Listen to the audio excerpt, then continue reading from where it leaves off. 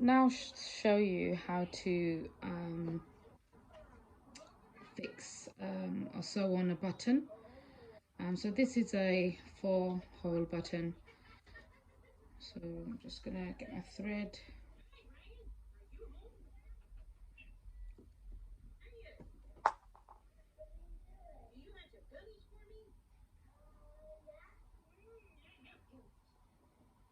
You can double up for buttons. I think it's more secure because the more you I guess the more you sew into the button, the stronger the button will stay put.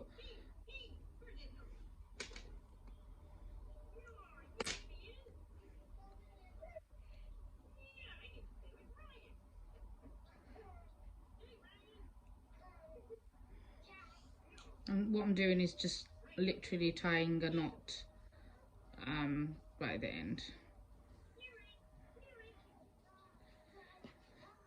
Now with the four hole button, you can do crisscross or you can just do it along here.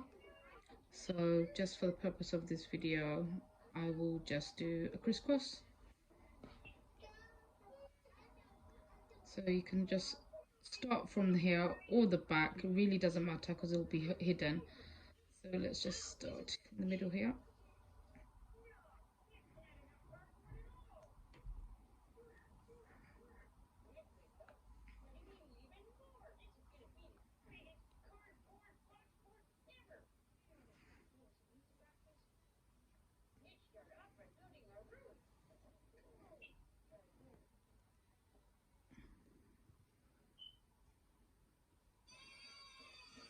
And then you just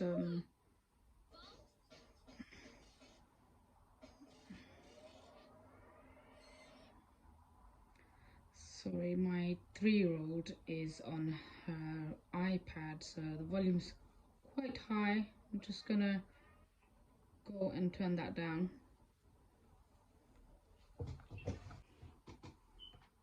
Okay, back to sewing. So just carry on, even on the same 2 holes, you can just repeat. Oopsie. Repeat the process. I don't know if you can see with the thread.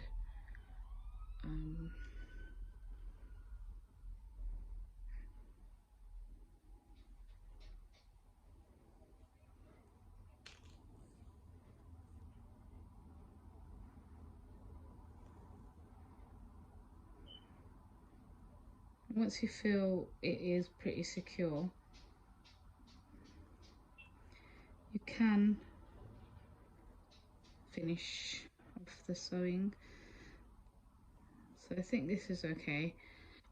You can sew as many times, I suppose, as you like, but once you feel there is enough, it's quite secure into the fabric, you could just tie it off and finish the stitch. So I'm just going to pop it back out here, and then just sew a few times. Sometimes you can also just wind it round the button twice or 3 times, and then just sew again. And that gives some more added security that of your button not coming off.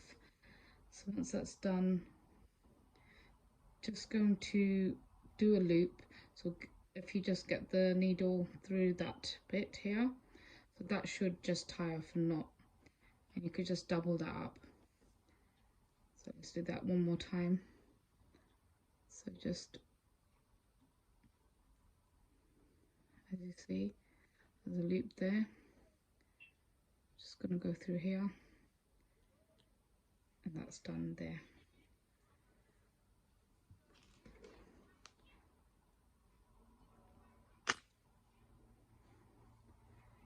That's a button fixed. Now I'm going to move on to a 2-hole button. Again, same principle, very easy just go across, back and forth, just tie another knot.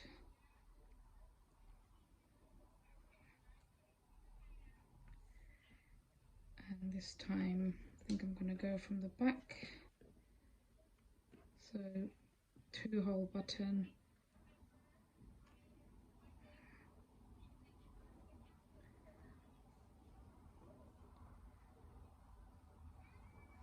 and you can also use a slightly thicker thread if you wish to do that. And you won't have to do sew as many, but it works with the thin thread doubled up as well, and several times. Sometimes you can use yarn as well, I mean on baby clothes or any projects that you have to sew a button on.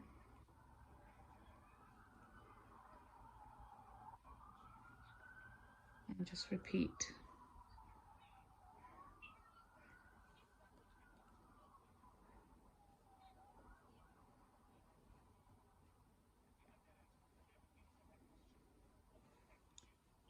Like so.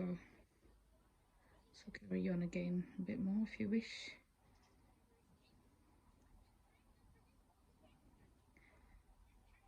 And then you can either just do what I did before, bring it out here and sew it, or even at the back, just carry on. Oopsie.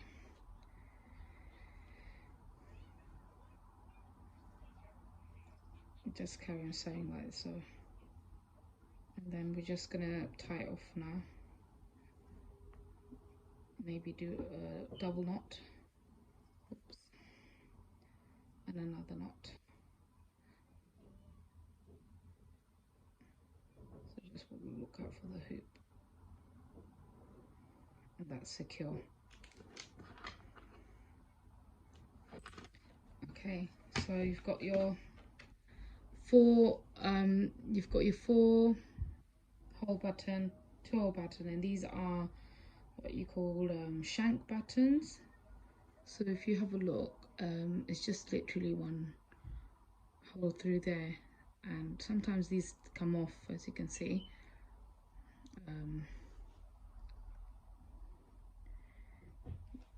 They also go back in. This is like a decorative vintage button that I had, so I'll just show you how to sew this on. Might need a longer piece of thread. Okay.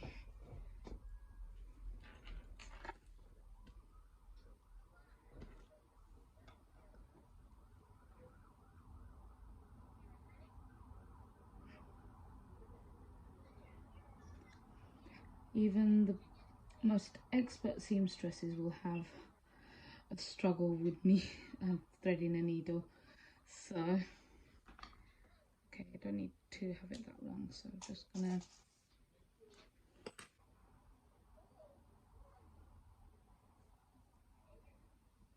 now how you do a knot. I mean, I tend to twist it around my index finger and thumb and kind of roll it, and it just happens. But literally what you're doing is you're just making a knot like so, like so, and then just double up.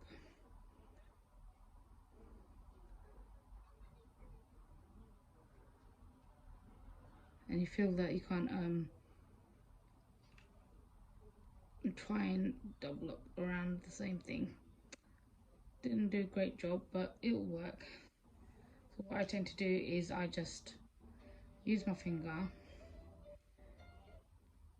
do this a few times, and then I most certainly get the knot in the same place. So I'm just going to cut this off. Don't need it that long. Right, so I'm going to start off from this end.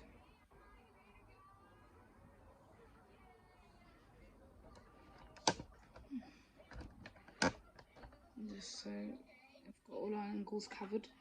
So you're just literally going to put the needle through the shank button, and you don't want to sew too far out. You just want to sew right next to it, like this.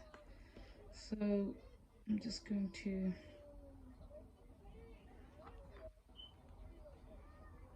just take your time with it. Sometimes the thread will gather the bottom and you can't see it. Just flip it over, take it out. So the first stitch, you probably just want to go back and forth, turning the fabric over. But then you can just secure, and you're literally just going in like this a few times, and then also the other way. Once you've done a few rounds, you can actually just pull the fabric like this. Okay, just get this back out on the other side.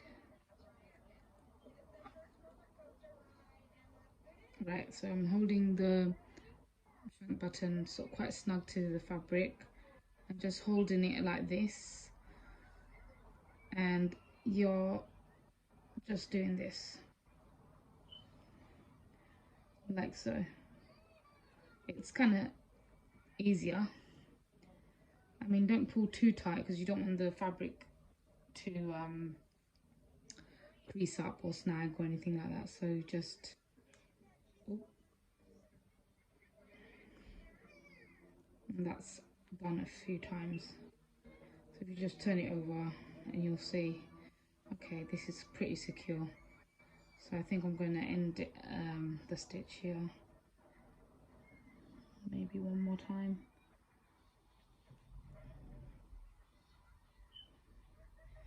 Okay, once it's done, just finish the stitch off here now. Again, same thing, loop through,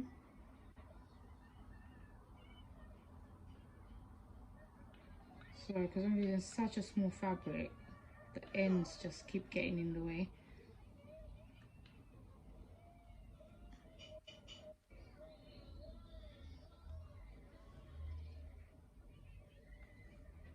So loop, I don't know if you can see, this fabric is the same color as the thread.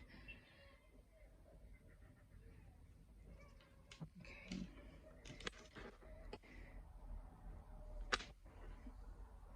So that's how to fit a button, sew a button back on. 4 hole button, 2 hole button and a shank button, and it's relatively easy. And we could just bring this one what we made in the earlier video, in another video, sorry, and you could just see this should pretty much go through.